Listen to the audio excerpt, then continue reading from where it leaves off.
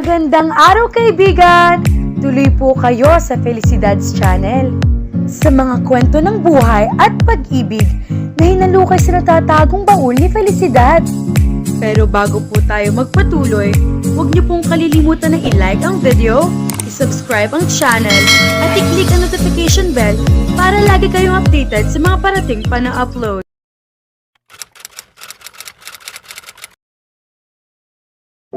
Miss Reggie, nakita niya ang mga tauhan ni Ralph na kumakaway sa kanya. Ngumiti siya ng tipid at ibinalik ang paningin sa mga hawak na sulat. Pagkatapos niya sa gawaing bahay ay pumunta siya sa mailbox para sa mga sulat, pero isang partikular na sobre ang nakapagpatulala sa kanya. Her heart thundered in her chest. Wala yung pangalan na nagpadala o kaya ay return address, pero alam na niya kung sino nagpadala niyon. Mabilis siyang naglakad papasok sa bahay. Dumiretso siya sa study room ni Ralph at iniwan ang mga sulat nito roon. Pagkatapos ay pumasok siya sa sariling kwarto at binuksan ang laman ng naturang sobre. I know where you are. Napapikit siya. Alam niyang tapos ng malilikayang araw niya. Kung mayroon mang natitira pa, alam niyang kailangan na niyang umalis, pero hindi niya maintindihan ang lungkot na biglang naramdaman sa magiging pag-alis niya. It wasn't like Ralph would absolutely die of a broken heart if she left. Knowing him, he'd probably throw a party in celebration of her departure. Pero kahit paano'y ayaw talaga niyang umalis ng Santa Ines, pero wala siyang pagpipilian. Pero palagi na lang bang magiging gano'n ang buhay niya? Palagi na lang ba siyang tatakbo at matatakot para sa kinabukasan niya? Fighting back the stinging tears that formed behind her tattoo-shite at eyelids, she prayed for a godsend. God only knew she desperately needed a miracle. Kinagabihan ay inagdesisyon siyang mag-iwan ng resignation letter para kay Larv. Aalis siya, pumayag man ito o hindi. Anong kailangan mo? Dapat ay natutulog ka na.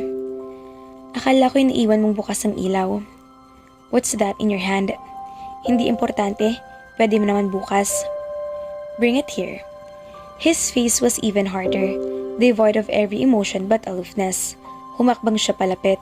Alam niyang magsasayang lang siya ng boses kung tatanggi siya at makikipag-away rito dahil sa huli ito rin ang mananalo. What the hell is this? Basahin mo kaya? Anong ibig sabihin nito? Hindi ka ba marunong magbasa? Gusto mo bang i-translate ko pa sa'yo verbally? What's this? Akala ko ba'y okay ng lahat dahil wala naman na dito si Bembol? It was not about that. I want to leave. I could sue you for breach of contract if you don't render your 1-month notice. I understand. Kahit wag mo na akong bayaran para sa isang buwan na yon, at naintindihan ko ring maghahabla ka. But I can't stay here. I refuse to stay here. At bakit? As your employer, karapatan kong malaman ang dahilan ng pag-alis mo. May sarili akong dahilan. Nag-iwas siya ng tingin. He was quiet for a second or two. May kinalaman ba ritong ginawa ko?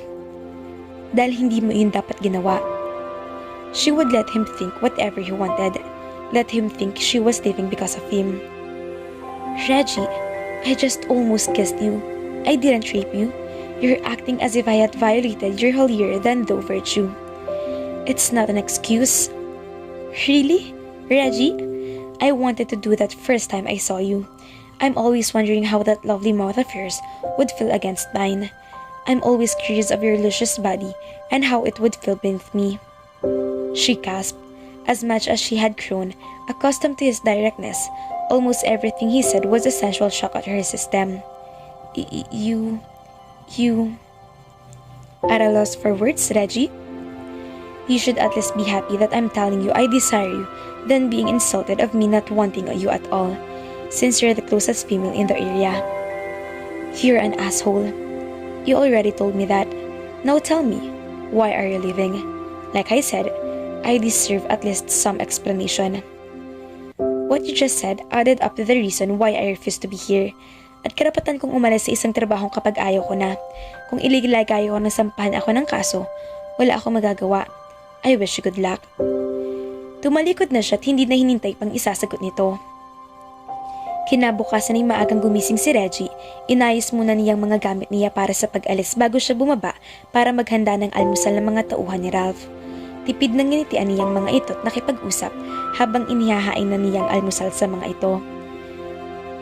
Speaking of naman, hindi na ito nakita sa labas. Mas maganda na rin siguro iyon para hindi siya mahirapang umalis. Pero alam niyang wala man ang presensya nito mananatili ito sa kanyang isip. It became worse when he admitted that he desired her and called help her. She felt the same, so it would also help for virtue's protection that she left that place as soon as possible. Naisa na niyang mag-iwan na lang ng sulat para kay Ralph, pero hindi niya ginawa. Kilala niya ito. Baka itapon lang nito ang sulat niya sa basurahan bago iyon basahin dahil ayaw siyang paalisin. She would be known as the woman who had stung his pride, but to her, she would forever remember him as the man who had aroused more than her passion and touched her in a way no man had. Perhaps, no one ever would. Nang tuluyan na niyang maayos ang mga gamit niya, inilibot niyang paningin sa kabuuan ng bahay. She didn't want to say goodbye to a house that became her home for a same time. Pero dahil sa sulat na nasa kamay niya, ay wala na siyang magagawa. Mas okay na rin na magalit si Ralph sa kanya kaysa naman mapahamak ito ng dahil sa kanya. Katulad ng nangyari sa kanyang ama. Lumabas siya ng bahay nang matiyak ng walang ibang tauhan ang nakita sa pag-alis niya. But she was really depressed about leaving. Mas mahirap ngayon dahil wala siyang tiyak na mapupuntahan. Nakuha ng isang itim na Lexus ang atensyon niya nang tumigil iyon sa tabi ng sasakyan niya. Pagkatapos ay bumaba ang dalawang lalaki na parehong nakaitim na damit. Bigla siyang nakadama ng kaba. Sigurado siya ang pake ng dalawang lalaki. Mabilis siyang umikot pabalik sa bahay, pero wari ay nahulaan na ng dalawang lalaking gagawin niya, kaya mabilis din siyang nasukol ng mga ito. Sisigaw sana siya pero may magaspang na kamay na tumakip sa bibig niya. Nagpapalag siya habang tinatanaw ang koral at nagdarasal na sana ay may isa man lang na tauhan ng rancho na lumabas doon at sakalohan niya. But that hope expired when she felt a blinding pain at the back of her head. Bago siya nawala ng malay ay naisip niya na sana'y naroon si Ralph para tulungan siya. Devil trotted leisurely back toward the house. Ralph wasn't in a much better mood or in a hurry to get there. Ngayon ang araw ng alis ni Reggie. Pwede siyang magmandali para makita ito bago umalis, pero hindi niya ginawa. He wanted to save his pride and tried to beg her to stay. He didn't usually give what someone thought of him, but Reggie could affect him more than what he wanted to admit. Pero wala nga naman siyang ibinigay na dahilan dito. She could think highly of him.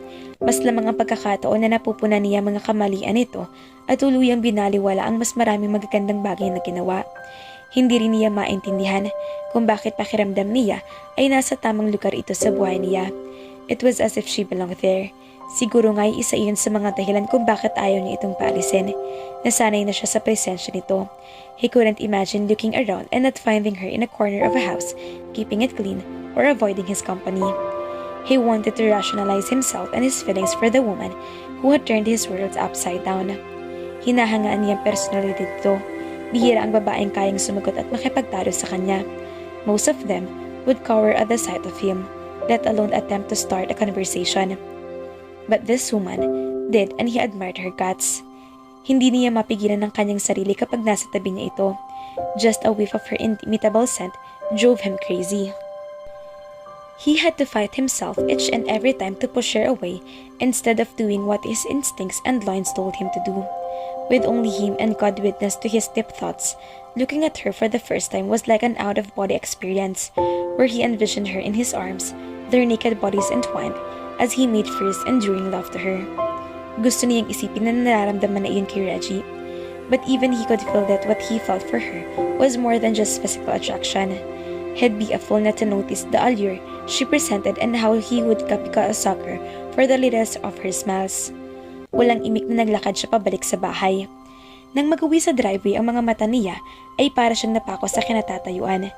Naroon pa rin ang Toyota Corolla ni Reggie, pero napatakbo siya palapit nang makita niyang nakakalat sa lupa ang mga gamit nito. Mabilis niyang nilapitan ang mga iyon, at napansin niya ang maliit na sobre na tumapon mula sa marahil sa loob ng bag nito. He took it and inspected it.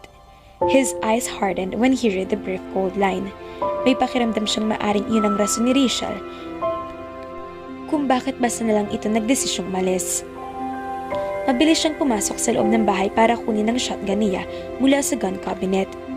He might have been going blindly into something that could very well cost him his life, but he'd try and find Reggie, and he would make sure he got her back. Come hell or high water, he'll get her back. Kailangan ba ninyo ng tulong? Ralph casually asked the two men who were bent over a flat tire. He wanted to praise God for helping him. Sa bilis ng tapo kanina ng sasakyan ay naisip niyang mahirapan siyang abutin ng mga ito. He had never prayed as hard as he did a while back, and he wanted to weep with how fast God answered his prayers. Hayaan niyang tulungan ko kayo riyan.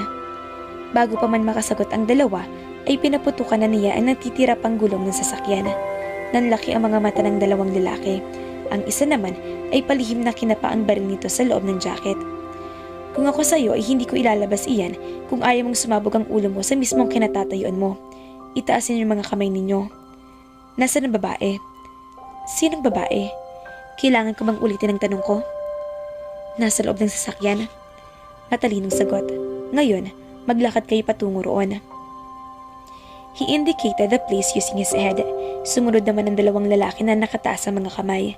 Napalingon ang mga ito nang may humintong sasakyan ng pulis sa tabi nila. Ralph, the policeman said. Sergeant Lanrock. Aniya nang hindi inaalis ang tingin sa mga lalaki. Lumapit naman ang sarhento sa dalawang lalaki at pinusasa ng mga ito habang binabasahan ng karapatan ng mga ito. Siya naman ay pinuntahan ng sasakyan ng mga kidnappers upang i-check si Reggie doon. Natagpuan niya itong walang malay. May sugat ito sa likod ng ulo. Dali-daling inilapit niya ito sa pick-up para dalhin sa pinakamalapit na ospital. Thank God, mga kafelisidad, ligtas na si Reggie sa kapahamakan. Sana lang wag nang umalis ang dalaga sa Santa Ines dahil in love na kanya sa kanyang amo. Abangan!